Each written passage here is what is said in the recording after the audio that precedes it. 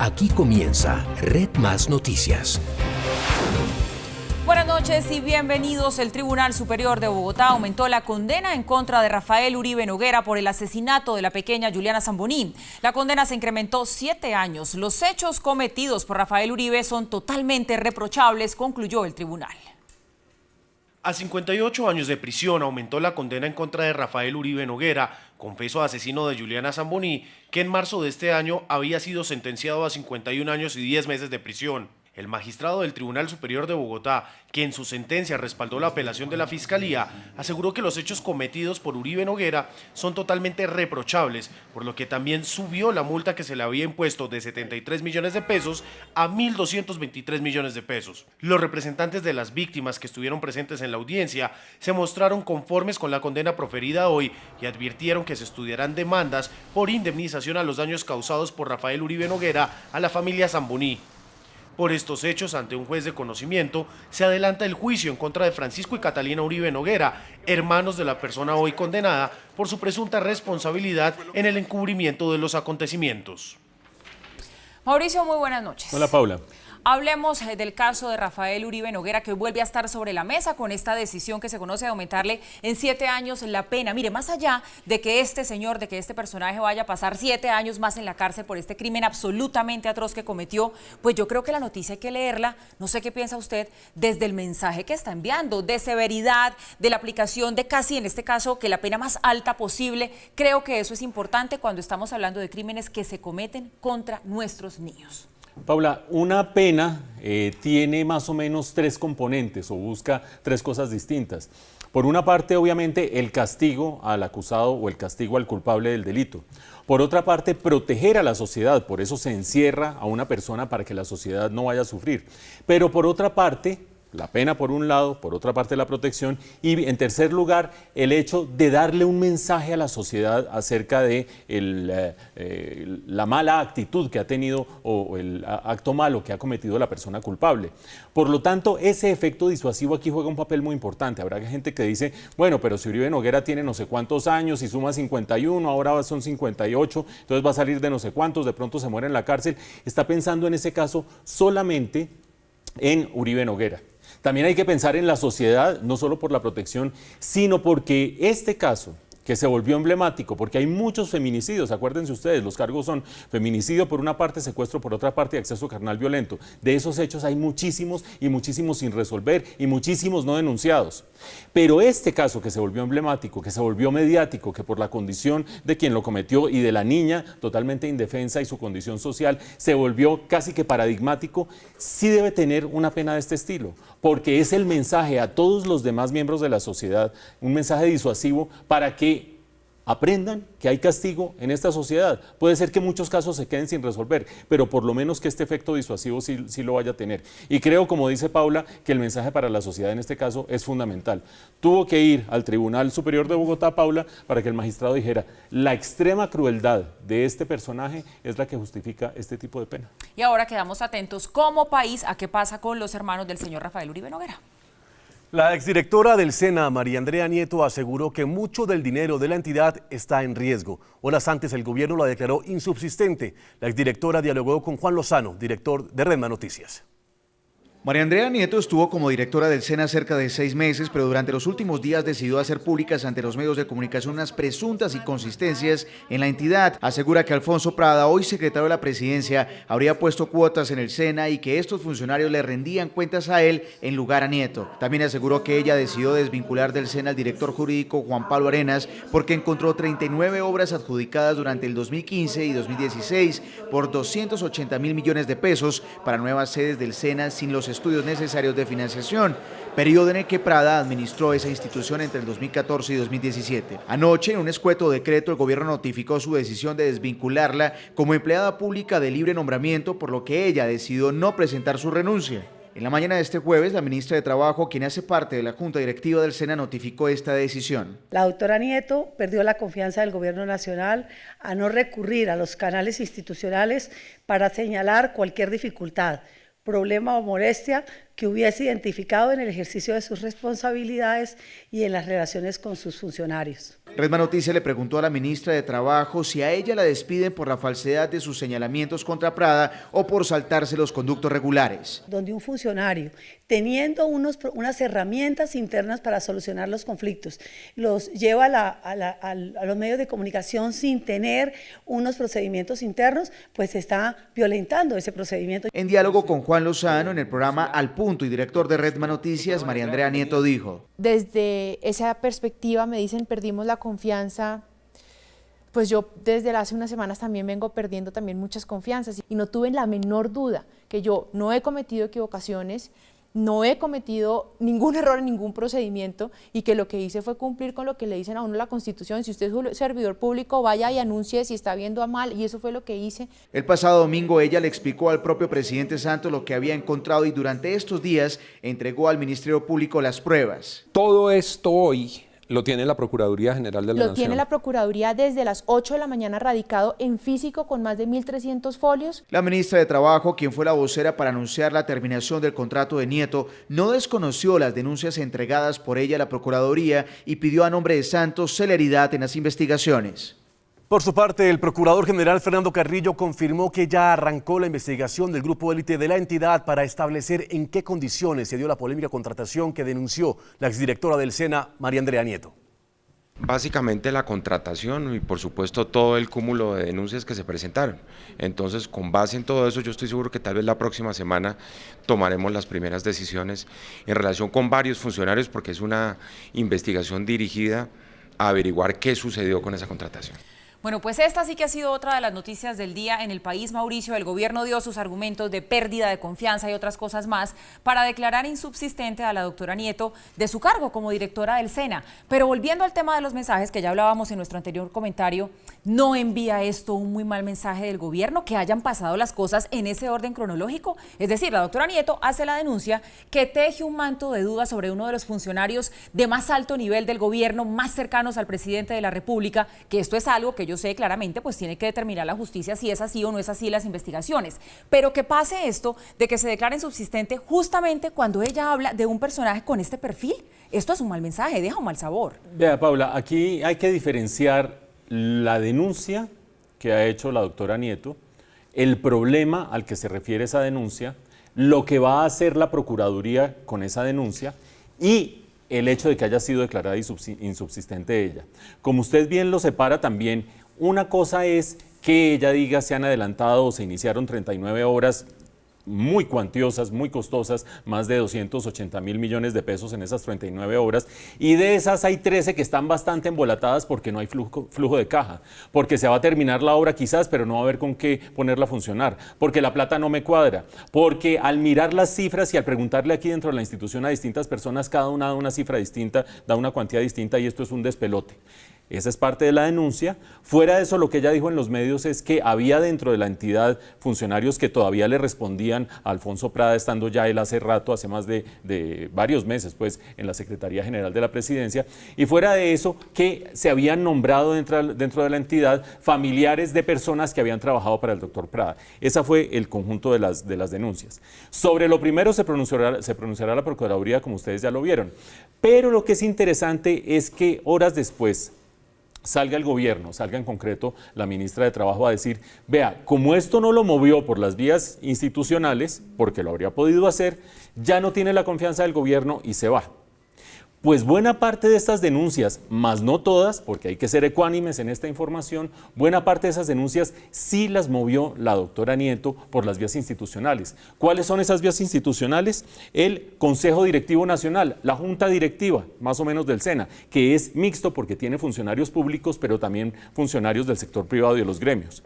Aquí tenemos el acta, no sé en qué cámara la podemos ponchar, en esta misma puede ser, el acta del Consejo Directivo del 19 de octubre de 2017. Aquí la estamos viendo de manera muy clara y tienen ustedes la fecha marcada. Los asistentes, no asistió en este momento a este consejo la ministra de Trabajo, pero sí dos viceministras del gobierno actual.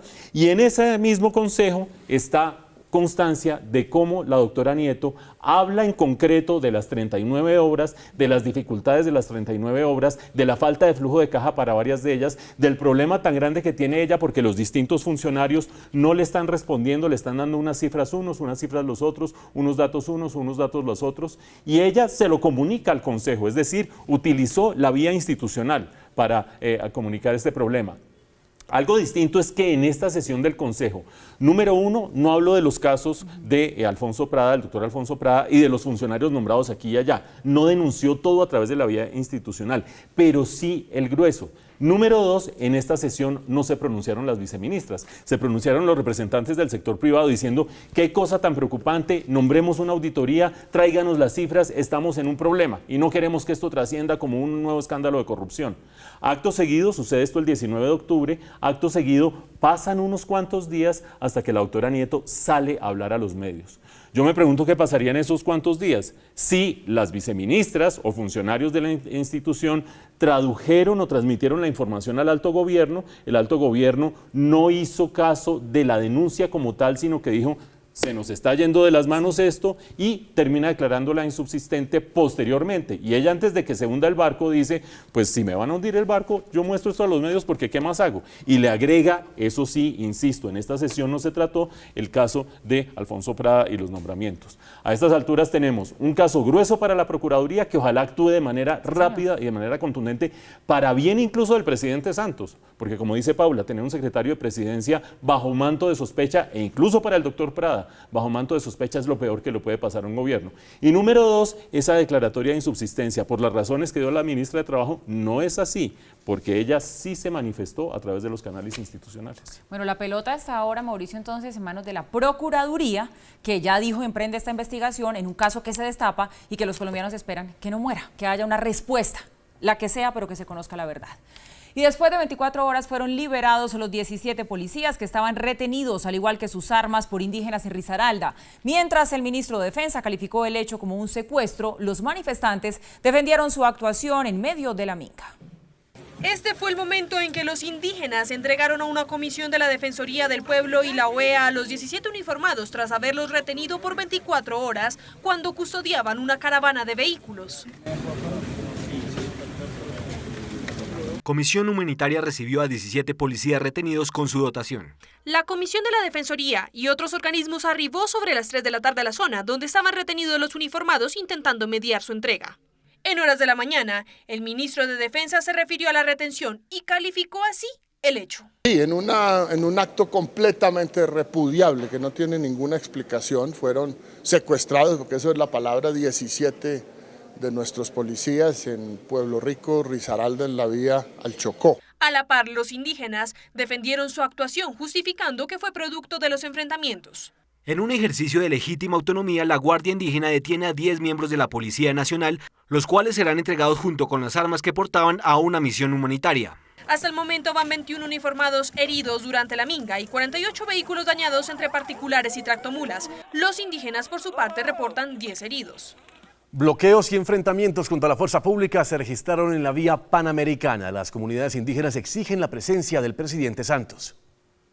Hoy en la Panamericana en Cauca hubo disparos y ataques con explosivos a la fuerza pública que intenta recuperar la vía internacional. La zona se encuentra bloqueada y ni siquiera la delegación del gobierno nacional pudo ingresar al sector. No hemos tenido las garantías para llegar al sitio de negociación y de continuación de estos diálogos porque tienen las vías bloqueadas para todos los colombianos. En el proceso de la minga indígena, los bloqueos y enfrentamientos sobre la vía han sido constantes, lo cual mantiene a Popayán aislada del resto del país. Hemos dicho que para poder que el gobierno se comprometa con lo que estamos exigiendo, pues la comunidad lo que ha decidido es que lo vamos a hacer bajo presión. En medio de la violencia generada por los disturbios y bloqueos, los indígenas siguen pidiendo la presencia de Juan Manuel Santos.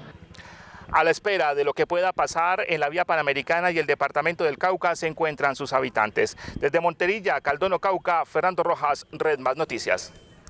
El gobierno reconoció hoy que no tiene un plan B en caso de que la JEP no sea aprobada antes del 30 de noviembre, que es el plazo final del Fast Track.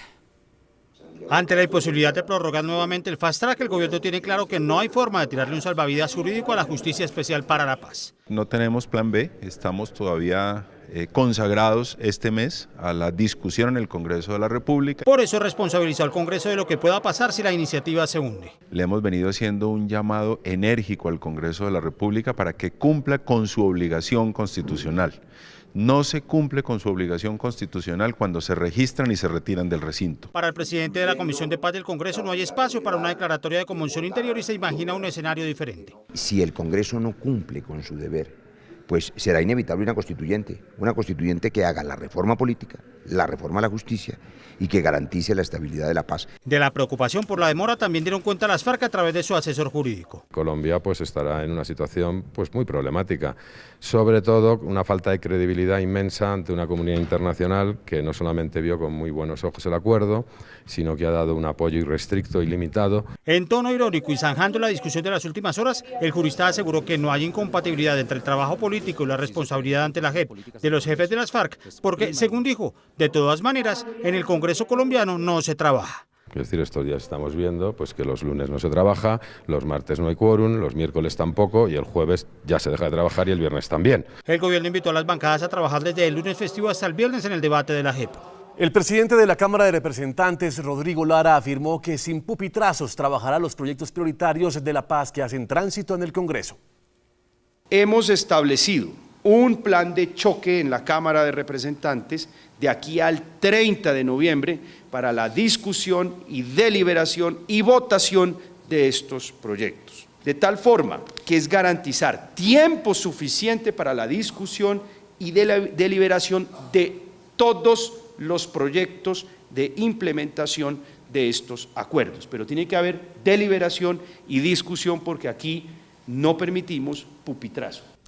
Durante la presentación del Informe Nacional de Competitividad 2017-2018, el presidente Santos sostuvo que los miembros de las FARC se equivocaron al utilizar el mismo nombre para ahora hacer política. Hoy no tenemos FARC, que cometieron el gravísimo error político de mantener el nombre, pues allá ellos. Pero hoy no hay FARC. ¿Y por qué no hay FARC? Porque hicimos una negociación. Y en una negociación se tiene que hacer transacciones, compromisos. Y hicimos unos acuerdos. El exfiscal anticorrupción Luis Gustavo Moreno se acogió al principio de oportunidad para confesar los pormenores del llamado caso del cartel de la toga. Tendrá que colaborar con las investigaciones que adelantan la Corte Suprema, la Fiscalía y la Comisión de Acusación.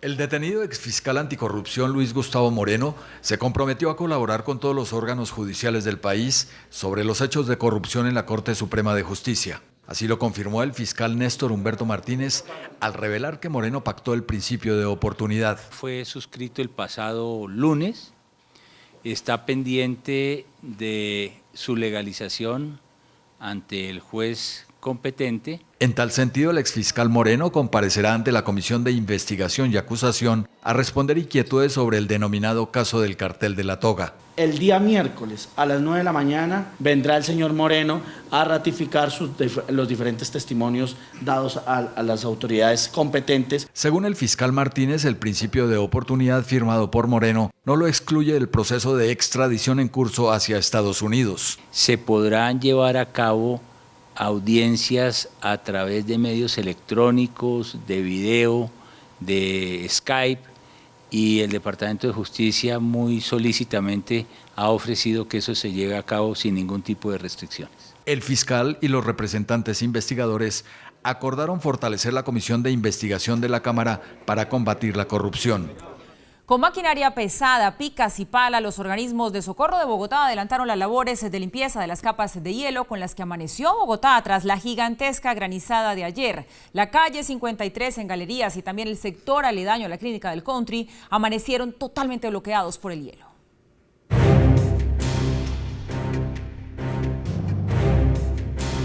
El fin del mundo tuvo un ensayo ayer en Bogotá. Sobre las 6 de la tarde, el actor principal, una granizada tamaño familiar, se precipitó sobre la avenida Caracas con calle 72. Carros particulares y motos se convirtieron durante algunos minutos en verdaderas embarcaciones. Y vino la posal, tal vez la que se convertirá en la imagen del vendaval de anoche en Bogotá. Una fila de articulados de Transmilenio rodeada de nieve como un anticipo de la llegada inminente de la Navidad.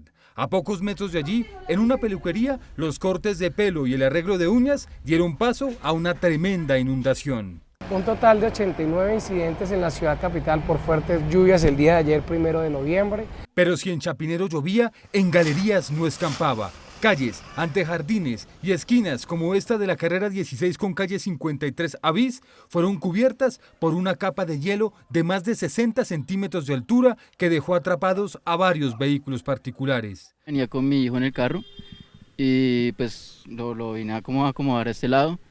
Y en cosa de minutos se empezó a escurrirse, como que se vino todo el hielo. Durante varias horas y con palas y picas, los bomberos lucharon contra el hielo. El apoyo a vehículos que estaban en estos encharcamientos, que fueron 16, la caída de árboles 14, dentro de ellos la de la calle 127, con autopista norte. El centro de servicios de la Secretaría de Movilidad en Palo Quemado resultó con los techos rotos, pero esta no fue la única emergencia por cuenta del aguacero.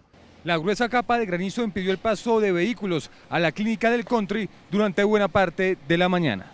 Con herramienta manual se empezó el despeje de la vía, haciendo a un costado todo el granizo, amontonándolo, para que ya con la maquinaria del acueducto y con el apoyo de IGER se pueda hacer la recolección y disposición final.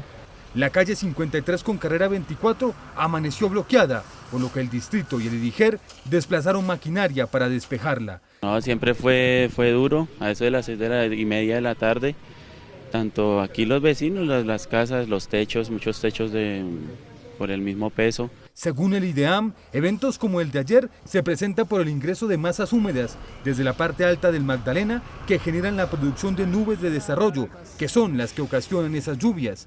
La granizada de ayer superó en intensidad a la ocurrida en noviembre del 2007. Los alcaldes de las principales ciudades del país reunidos en Bogotá le pidieron al gobierno nacional acciones concretas contra los delincuentes reincidentes. Durante un encuentro de Azocapitales en la alcaldía de Bogotá, los mandatarios se mostraron preocupados por el tratamiento que le están dando los jueces a los delincuentes reincidentes. Solo este año se han detectado a 2.800 personas que incurrieron nuevamente en delitos. Nuestra gran preocupación, y no es solo mía, coincidimos con los demás alcaldes, es que los delincuentes que capturamos salen libres. Y salen libres incluso cuando son reincidentes, no obstante que ya hay leyes que ordenan a los jueces que condenen a esos reincidentes. Un juez no es prevaricador y las decisiones de los jueces en Colombia y en el mundo se respetan. La cifra es grave, más de 5.000 personas excarceladas, más de 400 en Bogotá, más de 400 en Barranquilla, más de 200 en Medellín. El fiscal general criticó la ley de excarcelación puesta en marcha por el gobierno. Le están haciendo daño en la realidad a la seguridad de los colombianos y por eso hay que replantearlas. El Ministerio de Justicia se comprometió a debatir el tema en el Congreso. Los invitamos a involucrarse en la discusión del proyecto de ley que está en este momento en el Senado que reforma la política criminal como lo solicitan ellos. Los alcaldes solicitaron la creación de un equipo para judicializar correctamente a los reincidentes. El fiscal general Néstor Humberto Martínez se refirió a la versión que circuló en redes sociales sobre una supuesta orden de captura contra el exalcalde de Bogotá, Gustavo Petro. Ayer se hizo en Bogotá una cumbre muy importante sobre fake news, las noticias falsas. Esta es tal vez el ejemplo más claro de una noticia falsa, de alguna manera delirante. Queda establecido pues que no tiene ningún asidero en la realidad. Ahora falta establecer si tiene un propósito noble o innoble. 49 pacientes trasplantados afiliados a Medimás se encuentran sin atención médica. Los afectados sostienen que la entidad canceló el contrato con la IPS que suministraba medicinas y tratamientos. Luduvina Manosalva lleva 5 meses de haberse operado de un trasplante de riñón, pero su salud está en riesgo. La EPS Medimás no ha programado el contrato con Colombiana de Trasplantes, la IPS que la atiende y entrega medicamentos. No tuvimos cita porque ya cancelaron el contrato. No tengo medicamentos, que es el que proviene un rechazo al riñón. Como ella, también están en esta situación cerca de 50 trasplantados afiliados a Medimás. Nos iba a atender un internista. Un internista no está capacitado para atender a los pacientes trasplantados ni pacientes renal. Estos pacientes deben tener su control y tomar medicamentos como mifebolanato y traculimos en varias dosis al día y ser revisados por médicos especialistas como nefrólogos. Si ese medicamento puede haber un rechazo del riñón y entonces volvemos a caer en la situación de diálisis. Y eso es lo que nosotros no queremos porque nos enfermamos más. Los usuarios trasplantados de Medimás esperan una respuesta oficial de la EPS que confirme que nuevamente se firmó el convenio con la IPS que los atiende. La firma encuestadora Cifras y Conceptos reveló los resultados de la 9ª versión del panel de opinión. En el estudio evaluaron aspectos como la economía, la justicia y los desafíos más importantes para el país. Para los líderes de opinión, la economía colombiana está en una calificación de 48 en una escala de 1 a 100, lo que representa un descenso en comparación con los 53 puntos del año 2016. El presidente de la República, Juan Manuel Santos, obtuvo una calificación de 73 puntos en lo que tiene que ver con la promoción de la paz, pero fue rajado en lo que al combate de la corrupción se refiere con 36 puntos. El presidente Santos, que tenía problemas en opinión general, mantenía en el tema de líderes una calificación un poquito más razonada, más informada, pero aún en este caso ya le están dando unas calificaciones muy bajas. Los ministros y representantes de departamentos administrativos con mejores resultados fueron David Luna, de las Tecnologías de la Información, María Ángela Holguín, de Relaciones Exteriores, y Mauricio Perfetti, el director del DANE, aunque la calificación máxima fue de 62 sobre 100. La percepción de la justicia obtuvo una caída histórica comparada durante los 9 años de la muestra. Directamente los líderes sienten que aquí estamos la combinación de los escándalos de la Corte Constitucional, el cartel de la toga, todos estos temas van generando un ambiente en donde todas las instituciones ligadas a la justicia se han venido deteriorando. En la agenda política, los opinadores ven en las elecciones del año 2018 el principal desafío y después está la implementación de los acuerdos de paz. En materia económica, los principales retos para el año 2018, según ellos, estarían concentrados en el desempleo y el crecimiento económico. Y en la agenda social, los esfuerzos deberían estar concentrados en combatir la pobreza, la paz y los derechos humanos, así como la desigualdad y la salud de los colombianos. En la investigación de este panel, Cifras y Conceptos también tuvo en cuenta los medios de comunicación que los generadores de opinión en Colombia prefieren cuando de informarse se trata.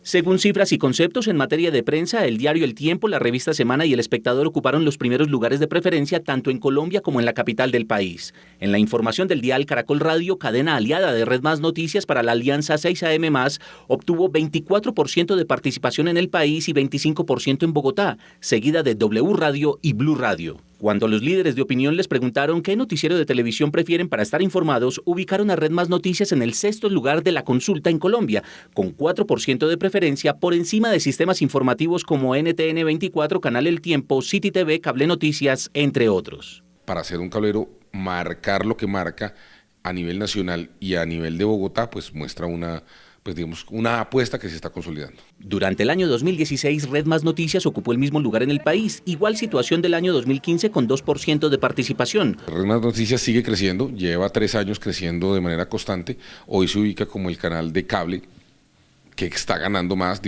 compite con las nacionales. Para el caso de Bogotá, Red Más Noticias quedó en el 5º lugar a solo 5 puntos de RCN, que está en el 4º lugar de esta tabla y por encima de CNN. En materia de columnistas, el director de Red Más, Juan Lozano, fue incluido entre los 15 más leídos en el país, y en Twitter, la red social objeto del análisis, 3 integrantes del talento Red Más están entre los más influyentes. Hablamos del mismo Juan Lozano, Pirri y el caricaturista Hablado. La firma consultora llevó a cabo este tipo de entrevistas con preguntas abiertas y por mención espontánea sobre una muestra de 2.530 encuestas en 18 departamentos, incluida Bogotá, esto entre el 12 de junio y el 12 de septiembre de 2017. Bueno, pues tenemos que decir, Mauricio, que estamos muy contentos con los resultados de este panel de opinión. Estamos a muy pocos días de cumplir 4 años al aire y pues saber que esta es la respuesta de los televidentes nos impulsa a seguir adelante. Además, a nuestros aliados de Caracol Radio también les fue muy bien. Sí, Paula, este panel de líderes de opinión tiene una característica especial. Por supuesto, todo el mundo es igualmente importante. La persona que se encuesta en una esquina, la persona que se encuesta en una cafetería y la persona que se encuesta detrás de un computador que escribe para el mundo, para quienes lo tengan que leer. Pero esos líderes de opinión tienen una diferencia, y es que multiplican opinión, multiplican ideas y multiplican un parecer sobre la realidad. Por lo tanto, como usted bien dice, nos sentimos muy orgullosos de seguir avanzando. En posiciones estamos más o menos en las mismas, en porcentaje vamos creciendo y creciendo. Tengan ustedes en cuenta que este canal, este noticiero apenas vamos a cumplir 4 años de vida. Recuerden ustedes, invitados al cumpleaños la próxima semana, vamos a cumplir 4 años de vida. Estamos en un sistema cerrado de televisión, no en televisión abierta como muchos otros noticieros, y a pesar de eso seguimos creciendo y creciendo. Sí, tenemos que hacer la aclaración que Cifras y Conceptos hace algunos proyectos con nosotros, pero con un sondeo de estos que está bien jalado y bien hecho, pues esta aclaración no tiene nada que ver. Contentos estamos. Y seguimos muy comprometidos con nuestro trabajo de informar como tiene que ser, con la verdad. Así es.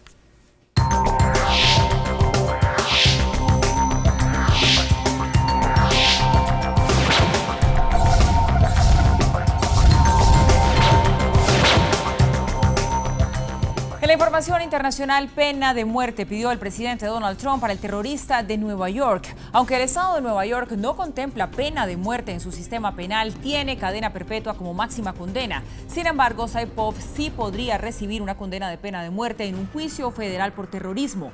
Saipov hasta el momento solo ha sido presentado ante una corte y fue acusado de dar apoyo material y recursos a ISIS. Su juicio hasta ahora empieza. La Fiscalía Española solicitó orden de detención contra el expresidente catalán Carles Puigdemont y los 4 exconsejeros que no acudieron a su citación por rebelión, sedición y malversación. La jueza de la Audiencia Nacional acordó el ingreso en prisión preventiva de Oriol Junqueras y otros 7 exconsejeros del gobierno catalán para no entorpecer la investigación por rebelión. Considera que buscaron la independencia por vías ilegales.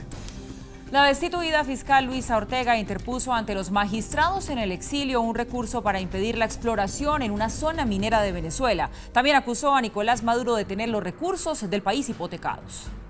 Con una fuerte acusación contra el régimen de Nicolás Maduro, la destituida fiscal general Luisa Ortega Díaz interpuso un recurso de nulidad y un amparo para suspender la exploración de recursos en una zona con 111.000 kilómetros de extensión, conocida como el Arco Minero de Orinoco. En su afán de mantenerse en el poder y recibir oxígeno, porque está ahogado, porque todos los mineros se lo han robado en Venezuela, ha hipotecado la nación. La fiscal nos entregó un documento, esta nulidad, la cual será tramitada ante la directiva del TSJ. Ortega, quien fue destituida el pasado 5 de agosto por la Asamblea Nacional Constituyente, interpuso en Bogotá el recurso ante los magistrados nombrados por el Parlamento de mayoría opositora el pasado 21 de julio y cuya mayoría abandonó Venezuela ante la persecución del actual gobierno. El presidente de Estados Unidos, Donald Trump, anunció la postulación de Jerome Powell como futuro presidente de la Reserva Federal. Se trata de un abogado de formación, quien es miembro de la Junta de Gobernadores del Banco Central estadounidense.